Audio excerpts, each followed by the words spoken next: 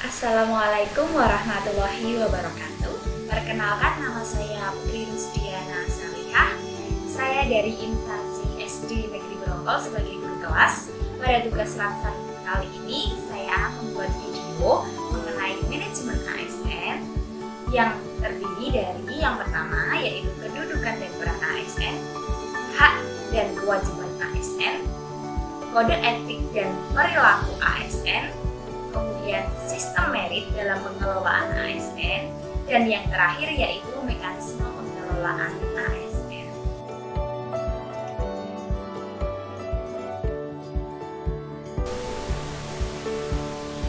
Berdasarkan jenisnya, pegawai ASN terdiri atas pegawai negeri sipil atau biasa disingkat PNS, dan pegawai pemerintah dengan perjanjian kerja atau biasa disingkat dengan PPPK. Pegawai ASN berkedudukan sebagai aparatur negara yang menjalankan kebijakan yang ditetapkan oleh pimpinan instansi pemerintah serta harus bebas dari pengaruh partai politik. Kedudukan ASN berada di pusat, daerah, dan luar negeri. Namun demikian, pegawai ASN merupakan satu kesatuan.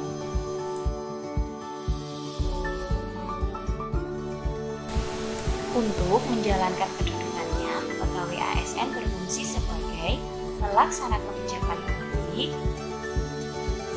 pelayan publik, perekat, dan pemersatu bangsa. Pegawai ASN berperan sebagai perencana, pelaksana, dan pengawas penyelenggaraan tugas umum pemerintahan dan pembangunan nasional melalui pelaksanaan kebijakan dan pelayanan publik yang profesional, bebas dari intervensi politik, serta bersih dari praktik korupsi, kolusi, dan nepotisme.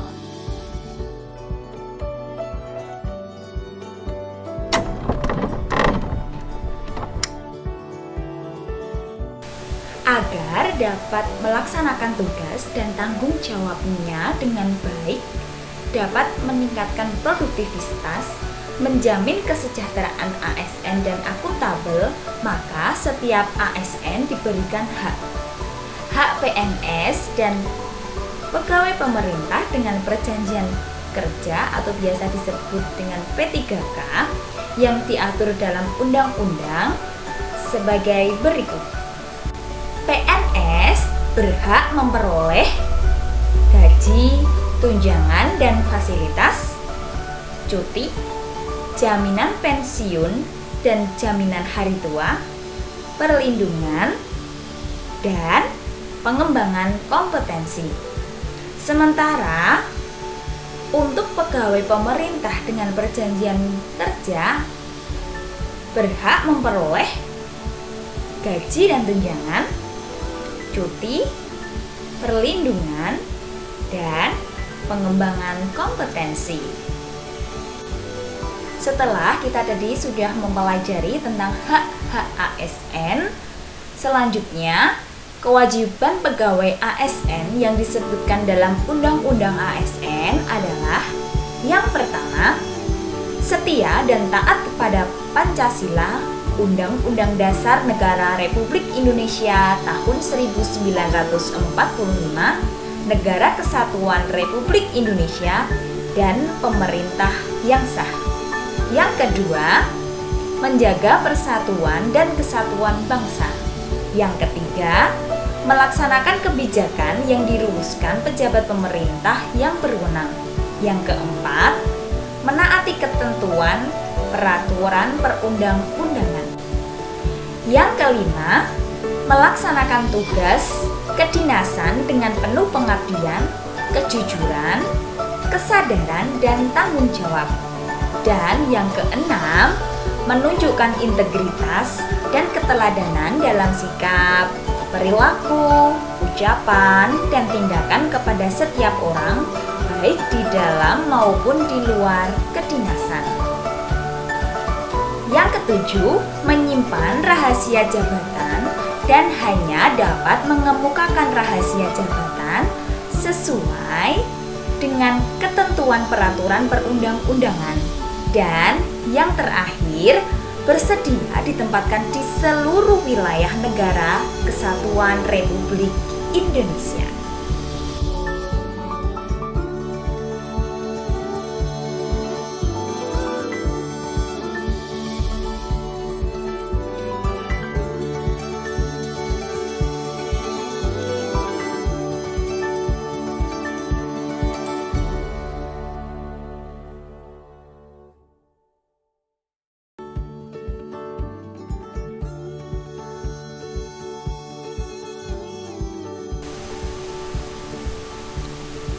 Kode etik dan kode perilaku ASN lainnya yaitu melaksanakan tugasnya sesuai dengan ketentuan peraturan perundang-undangan, melaksanakan tugasnya sesuai dengan perintah atasan atau pejabat yang berwenang sejauh tidak bertentangan dengan ketentuan peraturan perundang-undangan dan etika pemerintahan, menjaga kerahasiaan yang menyangkut kebijakan negara, menggunakan kekayaan dan barang milik negara secara bertanggung jawab, efektif, dan efisien. Menjaga agar tidak terjadi konflik kepentingan dalam melaksanakan tugasnya, memberikan informasi secara benar dan tidak menyesatkan kepada pihak lain yang memerlukan informasi terkait kepentingan kedinasan, tidak menyalahgunakan informasi intern negara, tugas, status, kekuasaan, dan jabatannya untuk mendapat atau mencari keuntungan atau manfaat bagi diri sendiri atau untuk orang lain, memegang teguh nilai dasar ASN, dan selalu menjaga reputasi dan integritas ASN. Dan yang terakhir yaitu melaksanakan ketentuan peraturan perundang-undangan mengenai disiplin pegawai ASN.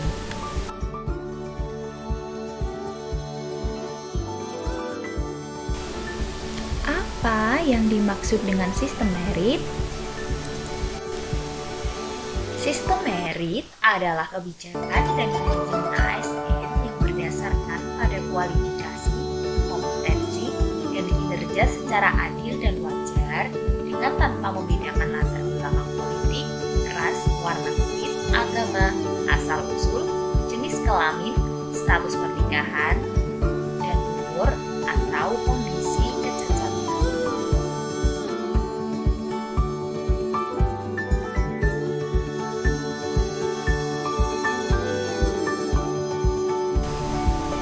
Merit system adalah salah satu strategi untuk mendorong produksi kerja lebih tinggi karena ASN dijamin objektivitasnya dalam pelaksanaan karirnya.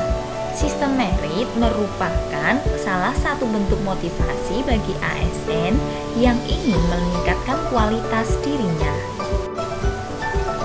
Melalui merit system, ASN akan mendapatkan reward dan punishment sebagai dampak dari produktivitas kerjanya dan diharapkan mampu memenuhi aspek equity di kalangan ASN. Dalam sistem merit, berbagai keputusan dalam manajemen SDM didasari pada kualifikasi, kompetensi, dan kinerja.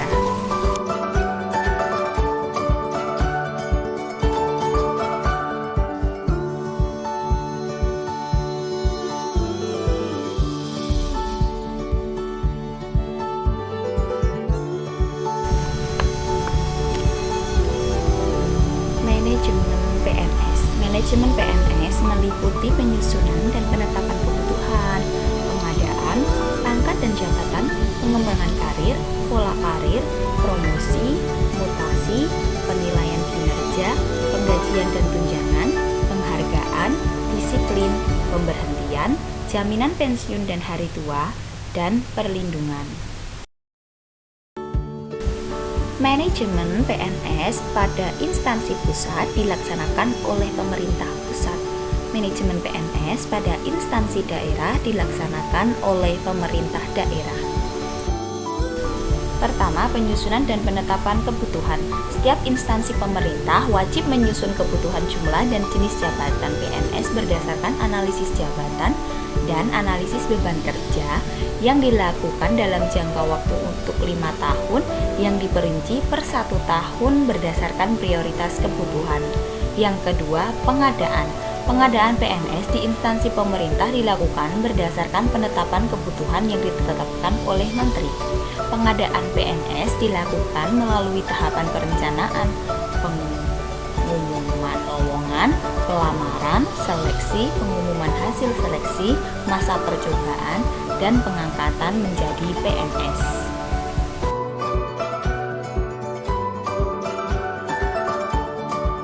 3. Pangkat dan jabatan. Setiap jabatan tertentu dikelompokkan dalam klasifikasi jabatan PNS yang menunjukkan kesamaan karakteristik, mekanisme, dan peta pola kerja. PNS dapat berpindah antar dan antara jabatan pimpinan tinggi, administrasi, dan jabatan fungsional di instansi pusat dan daerah berdasarkan kualifikasi kompetensi dan penilaian kinerja. 4. Pengembangan karir. Pengembangan karir PNS dilakukan berdasarkan kualifikasi, kompetensi, penilaian kinerja, dan kebutuhan instansi pemerintah. Setiap ASN memiliki hak dan kesempatan untuk mengembangkan kompetensi. 5. Pola karir. Setiap instansi pemerintah menyusun pola karir PNS secara khusus sesuai dengan kebutuhan berdasarkan pola karir nasional. 6. Promosi. Promosi PNS dilakukan berdasarkan perbandingan objektif antara kompetensi, kualifikasi, dan persyaratan yang dibutuhkan oleh jabatan, penilaian atas prestasi kerja, kepemimpinan, kerjasama, kreativitas, dan pertimbangan dari tim penilai kinerja PNS pada instansi pemerintah tanpa membedakan gender, suku, agama, ras, dan golongan.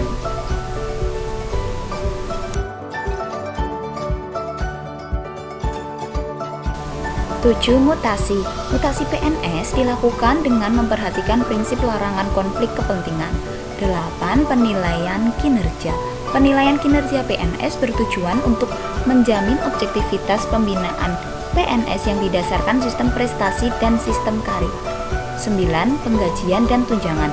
Pemerintah wajib membayar gaji yang adil dan layak kepada PNS serta menjamin kesejahteraan PNS. 10. Penghargaan. PNS yang telah menunjukkan kesetiaan, pengabdian, kecakapan, kejujuran, kedisiplinan, dan prestasi kerja dalam melaksanakan tugasnya dapat diberikan penghargaan berupa tanda kehormatan, kenaikan pangkat istimewa, kesempatan prioritas untuk pengembangan kompetensi, dan atau kesempatan menghadiri acara resmi dan atau acara kenegaraan. 11. Disiplin. Untuk menjamin terpeliharanya tata tertib dalam kelancaran pelaksanaan tugas, PNS wajib mematuhi disiplin PNS.